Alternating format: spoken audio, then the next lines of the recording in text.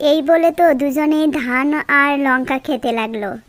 চড়ুই কুটকুট করে একটি করে ধান খায়, আর কাক খপ খপ করে একটি লঙ্কা খায়। দেখতে দেখতে কাক সব লঙ্কা খেয়ে শেষ করলো। চড়ুইয়ের তখন ধানের শিকিও খাওয়া হয়নি। কি বন্ধু, এখন এখন আর কি হবে? বন্ধু হয়ে তুমি আমার বুক খেতে চাও তবে খাও, তবে ঠোঁট দুটো ধুয়ে নিও। তুমি নোংরা জিনিস খাও তো।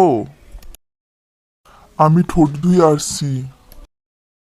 সে গঙ্গায় ঠোঁট ধুতে গেল। তখন গঙ্গা তাকে বলল, তোর নোংরা ঠোঁট আমার গায়ে ছোঁয়াস না, জল তুলে নিয়ে ঠোঁট ধুকে যা। আচ্ছা, আমি ঘুঁটি নিয়ে আসছি।